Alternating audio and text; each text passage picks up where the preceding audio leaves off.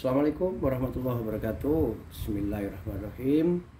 Wilayanta maksudi waritoka madubi. Teman-teman, alhamdulillah di episode kemarin kita sudah membincangkan tentang proses dalam belajar ilmu, yaitu syariat, thariqat, hakikat, ma'rifat. Nyantai ya teman-teman, sambil rokokan. Kalau kemarin kita kasih contoh sebatang rokok, sekarang kita akan mendalami syariat, thariqat, hakikat, ma'rifat versinya syariat dengan sebuah contoh amaliyah, yaitu wirid. Wirid teman-teman, ada yang dilakukan dengan riyadhah mulut, dengan indera kita, ada yang dilakukan dengan perbuatan, langsung terjun ke masyarakat. Sekarang kita kupas dulu syariat, thariqat, hakikat, ma'rifat, bangsa lesan, perasaan, ya, untuk kita gali apa sih setelah kita mencapai makom ma'rifat di tahapan syariat. Kita kasih contoh teman-teman. Kita punya wiritan subhanallah. Subhanallah ini adalah syariat pembicaraan. Kemudian kita berupaya menyatukan, mengerjakan wirid ini dengan istiqomah. Wirid subhanallah syariat, injak ke thariqat.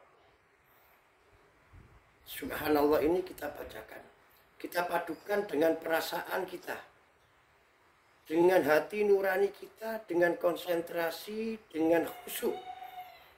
Di keterangan beberapa periode yang lalu saya katakan apa khusyuk? Khusyuk itu tingkat kesadaran yang jiwa kita bersatu dengan seluruh yang ada dalam organ kita, mulai roh kita, nafas kita, dan jasad kita ini. Tuh, ya. Kemudian thariqat ini teman-teman kita istiqomah. Subhanallah, subhanallah, subhanallah. Itu thariqat. Dan kita lakukan berulang-ulang untuk menelusuri apa sih di dalam wirid ini menimbulkan apa. Apa dampak daripada wirid ini kalau kita kerjakan dengan konsentrasi, dengan khusyuk, dengan kesadaran penuh. Nah ini teman-teman, tentunya kita kalau sudah melaksanakan itu, dampak dan efeknya membawa kita mencapai satu tingkat yang namanya tingkat hakikat syariat. Hakikatnya syariat. Hakikatnya syariat ini teman-teman, kita sudah bisa merasakan ketenangan jiwa kita, pemikiran kita yang selalu positif, menyikapi permasalahan apapun dengan kepala dingin dan sejuk, baik nyikapi sesuatu yang menempah diri kita itu, baik itu yang sesuai dengan keinginan dan pemikiran kita, atau dibalik itu yang nggak sesuai dengan pemikiran kita. Artinya kita tetap bersikap tenang.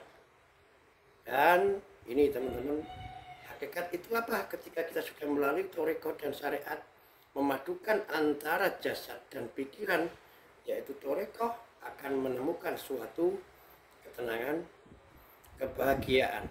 Itu hakikat. Kemudian teman-teman, kita akan menginjak ke ma'rifat. Ma'rifatnya syariat. Ketika kita sudah bisa memahami, mendalami, dan merasakan keberadaan wirid tersebut, dalam arti kita tadi kasih contoh subhanallah, kita akan merasa damai. Kedamaian itu hakikat. Dan ma'rifatnya adalah ketika kita kasih contoh rokok.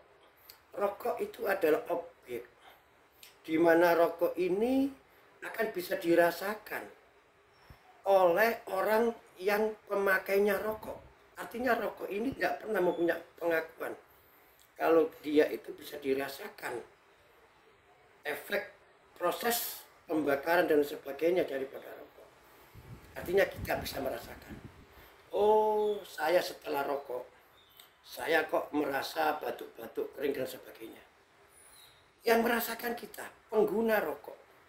Maka teman-teman, dikala kita sudah mencapai ma'rifatnya syariat, kita ini sebagai objek seperti hanya kita berbalik kita menjadi rokok. Maka pemanfaatan dari diri kita adalah orang lain di sekeliling kita. Teman, tetangga kita, sahabat kita, anak kita. Mereka semua akan merasakan keberadaan kita. Keberadaan kita nanti terusikkah dia?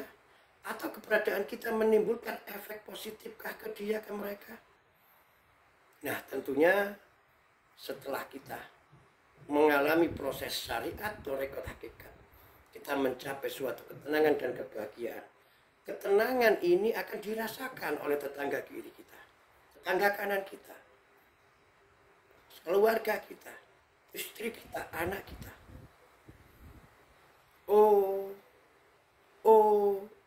Dalam artian apa saya katakan? Setelah melakukan wirid ini ternyata bapak saya, sahabat saya, si A ini kok ketenangan dan fatwa-fatwanya begitu menyentuh. Solusi-solusi yang kita harapkan ketika konsultasi benar-benar menyamaikan kedamaian dalam hati kita. Tiap perilakunya dia menyejukkan hati kita. Mereka sekeliling kita akan merasakan. Nah, perasaan mereka inilah yang disebut ma'rifatnya syariat. Mudah-mudahan ini manfaat teman-teman ya.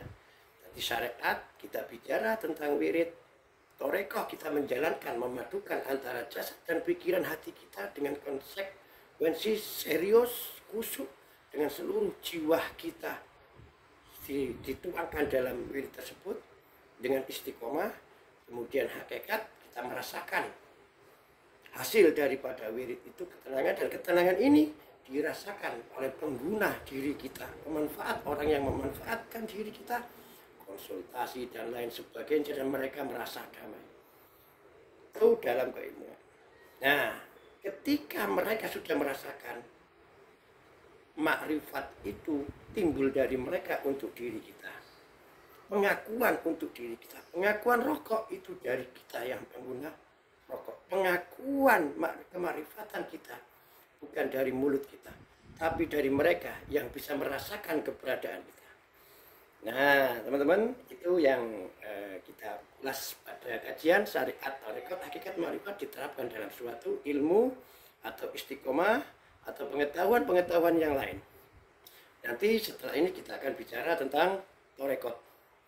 Balik nol lagi, syariatnya torekot, torekotnya torekot, hakikatnya torekot, ma'rifatnya torekot.